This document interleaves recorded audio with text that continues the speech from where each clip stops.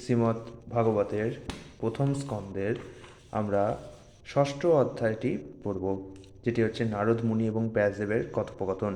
ইতিমধ্যে নারদ মুনির পূর্ববয়স হয়ে গেছে এবং তিনি ব্যাসদেবকে উপদেশ দিতেও শুরু করে দিয়েছেন। আপনারা যদি সেই ভিডিওগুলি আগে না দেখে থাকেন তাহলে আগে সেগুলোকে কমপ্লিট করুন, তারপরে এই চ্যাপ্টারে আসবেন। নাহলে মাঝখান থেকেও যদি আপনি পড়তে পারেন কিন্তু অসুবিধা হবে বুঝতে।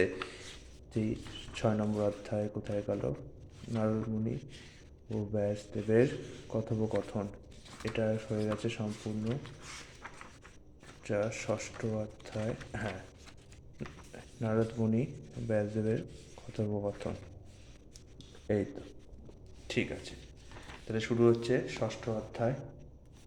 সূত গোস্বামী বললেন, হে ব্রহ্মজ্ঞগণ, এইভাবে দেবর্ষি নারদের জন্ম এবং কর্ম বৃত্তান্ত শ্রদ্ধা সহকারে শ্রবণ করে সত্যবতী তনয় ভগবানের সপ্তাবেশ অবতার শ্রী ব্যাসদেব শ্রী নারদকে পুনরায় জিজ্ঞাসা করলেন।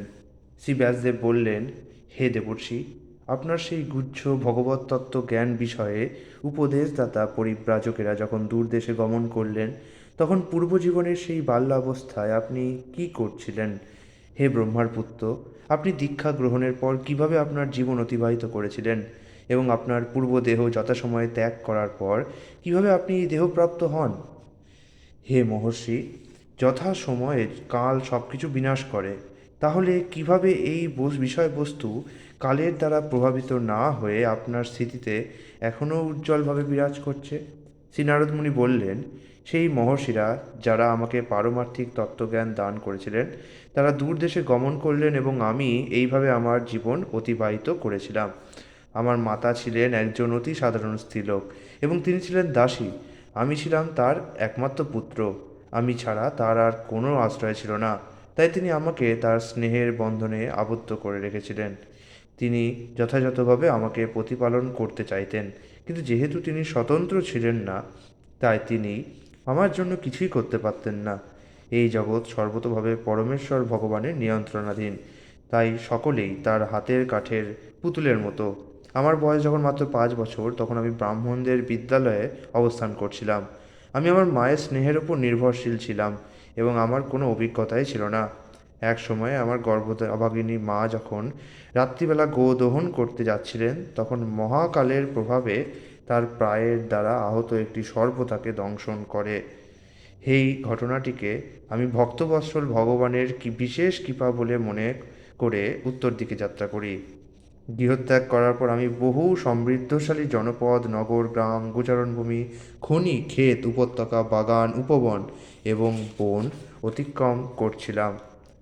আমি স্বর্ণ, রৌপ্য এবং তাম্র আদি ধাতুতে পূর্ণ পাহাড় এবং পর্বত অতিক্রম করেছিলাম এবং সুন্দর পদ্মফুলে সুশোভিত বিভ্রান্ত ভ্রমর এবং সঙ্গীত মুখর পাখিদের দ্বারা অলঙ্কিত স্বর্গের দেবতাদের উপযুক্ত জলাশয় এবং স্থলভূমি অতিক্রম করেছিলাম। তারপর আমি নল, বাঁশ, স্বর, কুশ, লতাগুল্ম ইত্যাদিতে পূর্ণ অত্যন্ত দুর্গম অরণ্যানী একাকী অতিক্রম করেছিলাম। আমি ভয়ঙ্কর অন্ধকারাচ্ছন্ন বিপদসংকুল বনের মধ্যে দিয়ে গিয়েছিলাম, যা ছিল সর্প, পেচক এবং শৃগালদের বিচরণ ক্ষেত্র। এইভাবে ভ্রমণ করে আমি দৈহিক এবং মানসিক উভয় দিক দিয়েই পরিশ্রান্ত হয়ে পড়েছিলাম এবং আমি তৃষ্ণার্ত ও ক্ষুধার্ত হয়েছিলাম। তখন নদীতে এবং হ্রদে স্নান করে এবং সেখানকার জল পান করে ও স্পর্শ করে আমি আমার শান্তি দূর করেছিলাম। তারপর জনমানব শূন্য এক অরণ্যে একটি অশ্বত্থ বৃক্ষের নিচে উপবেশন করে আমি আমার বুদ্ধি দ্বারা মুক্ত পুরুষদের কাছ থেকে ঠিক যেভাবে শ্রবণ করেছিলাম সেই বর্ণনা অনুসারে আমার অন্তরের অন্তঃস্থলে বিরাজমান পরমাত্মার ধ্যান করতে শুরু করেছিলাম। আমি যখন আমার হৃদয়ে পরমেশ্বর ভগবানের চরণাবৃন্দের ধ্যান করতে শুরু করেছিলাম, তখন আমার চিত্তে এক অপ্রাকৃত ভাবের উদয় হয়েছিল। আমার চক্ষুদ্বয় অশ্রুপ্লাবিত হয়েছিল এবং অচিরেই পরমেশ্বর ভগবান শ্রীহরি আমার হৃদয় কমলে আবির্ভূত হয়েছিলেন। হে ব্যাসদেব, সেই সময় প্রবল আনন্দের অনুভূতিতে আবির্ভূত হয়ে পড়ার ফলে আমার দেহের প্রতিটি অঙ্গ প্রত্যঙ্গ পুলকিত হয়েছিল। আনন্দের সমুদ্রে নিমগ্ন হয়ে আমি সেই মুহূর্তে ভগবানকে এবং নিজেকেও দর্শন করতে পারছিলাম না। ভগবানের অপ্রাকৃত রূপ যথাযথভাবে মনের বাসনা পূর্ণ করে এবং সব রকমের মানসিক বৈষম্য দূর করে। তার সেই রূপ দর্শন করতে না পেরে অত্যন্ত প্রিয় বস্তু হারালে মানুষ যেভাবে বিচলিত হয়ে পড়ে, সেইভাবে বিচলিত হয়ে আমি হঠাৎ উঠে দাঁড়িয়েছিলাম। আমি ভগবানের সেই অপ্রাকৃত রূপ আবার দর্শন করতে চেয়েছিলাম, কিন্তু তাকে পুনরায় দর্শন করার আশায় একাগ্রচিত্তে হৃদয়াভ্যন্তরে দর্শন করার চেষ্টা করা সত্ত্বেও আমি তাকে আর দেখতে পাইনি, এবং এইভাবে অতৃপ্ত হয়ে আমি অত্যন্ত শোকাতুর হয়ে পড়েছিলাম। সেই নির্জন স্থানে আমার প্রচেষ্টা দর্শন করে সমস্ত জড় বর্ণনার অতীত যে পরমেশ্বর ভগবান, তিনি অত্যন্ত গভীর ও শ্রুতিমধুর স্বরে আমার অন্তরের বেদনা উপশম করার জন্য কথা বলেছিলেন। ভগবান বললেন, হে নারদ, এই জীবনে তুমি আর আমাকে দর্শন করতে পারবে না। যাদের সেবা পূর্ণ হয়নি এবং যারা সব রকম জড়কলুষ থেকে সম্পূর্ণরূপে মুক্ত হতে পারেনি, তারা আমাকে কদাচিৎ দর্শন করতে পারে। হে নিষ্পাপ, তুমি কেবল একবার মাত্র আমার রূপ দর্শন করেছ, এবং তা কেবল আমার প্রতি তোমার আসক্তি বৃদ্ধি করার জন্য। কেননা তুমি যতই আমাকে লাভ করার জন্য লালায়িত হবে, ততই তুমি সমস্ত জড় বাসনা কামনা থেকে মুক্ত হবে। অল্পকালের জন্য হলেও যদি ভগবত ভক্ত সাধু সেবা করা হয়, তাহলে আমার প্রতি সুদৃঢ় মতি উৎপন্ন হয়। তার ফলে সে দুঃখদায়ক এই জড়জগৎ ত্যাগ করার পর আমার অপ্রাকৃত ধামে আমার পার্শ্বদত্ত লাভ করে। আমার সেবায় নিবদ্ধ বুদ্ধি কখনোই প্রতিহত হতে পারে না। সৃষ্টির সময় এমন কি প্রলয়ের সময়েও আমার কৃপায় তোমার স্মৃতি অপ্রতিহত থাকবে। তারপর সেই পরমেশ্বর, যিনি শব্দের দ্বারা প্রকাশিত এবং চক্ষুর দ্বারা অদৃশ্য, কিন্তু পরম অদ্ভুত, তার বাণী শেষ করলেন। গভীর কৃতজ্ঞতা অনুভব করে আমি তার নতমস্তকে প্রণতি নিবেদন করেছিলাম। এইভাবে সব রকম সামাজিক লৌকিকতা উপেক্ষা করে আমি ভগবানের দিব্য নাম এবং মহিমা নিরন্তর কীর্তন করতে শুরু করি। ভগবানের অপ্রাকৃত লীলা এইভাবে কীর্তন এবং স্মরণ অত্যন্ত মঙ্গলজনক।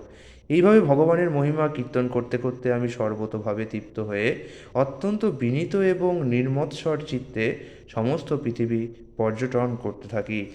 হে ব্রাহ্মণ ব্যাসদেব, আমি যখন শ্রীকৃষ্ণের চিন্তায় সম্পূর্ণরূপে মগ্ন হয়েছিলাম, তখন আমার আর কোনো আসক্তি ছিল না। সব রকমের জড় কলুষ থেকে মুক্ত হয়ে আমার মৃত্যু হয়েছিল, ঠিক যেভাবে তড়িৎ এবং আলোক যুগপৎভাবে দেখা যায়। পরমেশ্বর ভগবানের সঙ্গ করার উপযুক্ত একটি চিন্ময় শরীর লাভ করে আমি পঞ্চভৌতিক দেহটি ত্যাগ করি, এবং তার ফলে আমার সমস্ত কর্মফল নিবৃত্ত হয়। কল্পান্তে যখন পরমেশ্বর ভগবান নারায়ণ কারণ বাড়িতে শয়ন করলেন, ব্রহ্মা তখন সৃষ্টির সমস্ত উপাদানগুলি নিয়ে তার মধ্যে প্রবেশ করলেন, এবং আমিও তখন তার নিঃশ্বাসের মাধ্যমে তার মধ্যে প্রবেশ করেছিলাম। একক, দশক, শতক, হাজার, অযুত, লক্ষ, নিযুত, কোটি, 430 কোটি সৌর বৎসরের পর ব্রহ্মা যখন ভগবানের ইচ্ছা অনুসারে পুনরায় সৃষ্টি করার জন্য মরীচি, অঙ্গিরা, অত্রি আদি ঋষিদের তার দিব্য দেহ থেকে সৃষ্টি করেন, তখন তাদের সঙ্গে আমিও আবির্ভূত হয়েছিলাম। তখন থেকে সর্বশক্তিমান বিষ্ণুর কৃপায় আমি অপ্রাকৃত জগতে এবং জড় জগতের ত্রিভুবনে অপ্রতিহতভাবে সর্বত্র ভ্রমণ করছি, কেননা আমি নিরন্তর ভগবানের প্রেমময়ী সেবায় দৃঢ়ব্রত হয়েছি। এইভাবে আমি পরমেশ্বর ভগবান শ্রীকৃষ্ণ কর্তৃক প্রদত্ত এই বীণা বাজিয়ে স্বরব্রহ্ম বিভূষিত ভগবানের মহিমা নিরন্তর কীর্তন করি। যখনই আমি পরমেশ্বর ভগবান শ্রীকৃষ্ণের অত্যন্ত শ্রুতিমধুর মহিমা এবং কার্যকলাপ কীর্তন করতে শুরু করি, তৎক্ষণাৎ তিনি আমার হৃদয় আসনে আবির্ভূত হন, যেন আমার ডাক শুনে তিনি চলে আসেন। আমি ব্যক্তিগত অভিজ্ঞতার মাধ্যমে দেখেছি যে যারা সর্বদাই ইন্দ্রিয়ের দ্বারা বিষয়ভোগ বাসনায় আতুর, তারা এক অতি উপযুক্ত নৌকায় করে ভবসিন্ধু পার হতে পারে। তার হচ্ছে নিরন্তর পরমেশ্বর ভগবানের অপ্রাকৃত মহিমা কীর্তন করা। যোগ প্রণালীর দ্বারা ইন্দ্রিয় সংযমের অনুশীলনের মাধ্যমে কাম এবং লোভের প্রভাব থেকে মুক্ত হওয়া যেতে পারে, কিন্তু আত্মার আভ্যন্তরীণ পরিতৃপ্তির জন্য তা যথেষ্ট নয়। এই পরিতৃপ্তি কেবল পরমেশ্বর ভগবানের ভক্তিযুক্ত সেবার মাধ্যমেই লাভ করা যায়। হে ব্যাসদেব, তুমি নিষ্পাপ, তাই তোমার প্রশ্ন অনুসারে আমি আমার জন্ম এবং কার্যকলাপের কথা তোমাকে বললাম। তা তোমার সন্তুষ্টি বিধানেরও সহায়ক হবে। সুত গোস্বামী বললেন, এইভাবে বাসবী সুত ব্যাসদেবকে নির্দেশ দিয়ে ছিল নারদ মুনি তার কাছ থেকে বিদায় নিলেন, এবং তার বীণা বাজাতে বাজাতে তিনি তার ইচ্ছাক্রমে বিচরণ করার জন্য সেখান থেকে প্রস্থান করলেন।